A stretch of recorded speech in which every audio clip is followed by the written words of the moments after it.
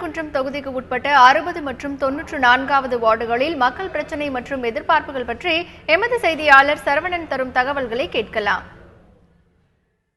திருப்பரங்குன்றம் சட்டமன்ற தொகுதியில் மாநகராட்சியில் இருக்கக்கூடிய இந்த 12 வார்டுகளில் 60 மற்றும் 94வது வார்டுகளில் பொதுமக்கள் பல்வேறு புகார்களை முன்வைக்கிறார்கள். குறிப்பாக 60வது வார்டு பகுதியில் சாக்கடைகள் முழுமையாக தூர்வாரப்படாமல் 1 அடி முதல் 3 அடி வரை மண் தேங்கி கிடக்கிறது. அந்த மண்ணை அப்புறப்படுத்தி தண்ணீர் நல்லபடியாக வெளியில் செல்வதற்கு வசதி செய்து தர வேண்டும் என்ற ஒரு கோரிக்கையை முன்வைக்கிறார்கள். அடுத்ததாக குடிநீர்னு பார்த்தீங்கன்னாக்க தினமும் பணம் கொடுத்து குடிநீரை வாங்கி குடிக்க வேண்டிய சூழ்நிலையில் இருப்பதால் மாநகராட்சி சார்பில் இந்த பகுதியில் குடிநீர் சுகாதாரமான குடிநீர் வழங்கப்பட வேண்டும் என்ற கோரிக்கையை முன்வைக்கிறார்கள்.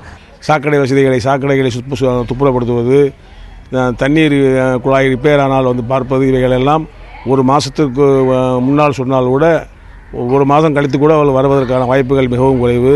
வாய்க்கால் அள்ளுறதில்லை, 60வது வார்டு யாருமே வர்றது கிடையாது. நாங்கள் தான் ஜாகடை அள்ளிக்கிட்டு இருக்கோம். குப்பை சுத்தம் பண்ணுறதில்ல, சாணியை வலித்து வாய்க்காலில் விடுறாங்க. யாருமே ஒன்றும் பண்ணுறது கிடையாது. சுத்தம் இல்லாமல் கிடக்கு. எந்த வசதியும் இல்லை. இன்னும் சாக போயினாலும் கொஞ்சம் நல்லபடியாக நல்ல தண்ணி, எங்களுக்கு ரோடு சாக்கடை நான் தோண்டி நல்லபடியாக வச்சு கொடுங்க. நாங்களும் போகாத இடம் இல்லை. நானும் சாக போகிறேன். இவ்வளோ நாளும் அலையிடம் ஒன்றும் நடக்கலை. மேலும் இந்த பகுதியில் இருக்கக்கூடிய ஒரு உயர்நிலை பள்ளி இருக்கிறது. இந்த உயர்நிலை பள்ளியில் பார்த்தீங்கன்னாக்கா கடந்த 20 ஆண்டுகளுக்கு முன்பு 1000க்கும் மேற்பட்ட மாணவ மாணவிகள் படித்திருக்கிறார்கள்.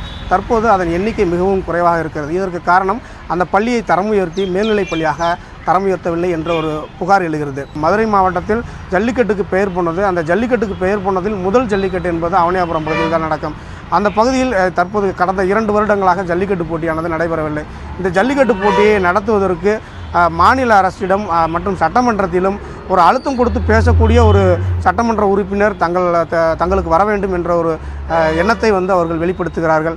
மேலும் இதன் மூலம் அவர்கள் மத்திய அரசை கோரிக்கையாக வைத்து பல்வேறு போராட்டங்களை முன்றென்று நடத்தக்கூடிய ஒரு சட்டமன்ற உறுப்பினராக இருக்க வேண்டும் என்ற ஒரு தங்களது எண்ணத்தை வெளிப்படுத்துகிறார்கள். தந்தி டிவி செய்திகளுக்காக மதுரையிலிருந்து ஒளிப்பதிவாளர் மணிகண்டன், சரவணன்.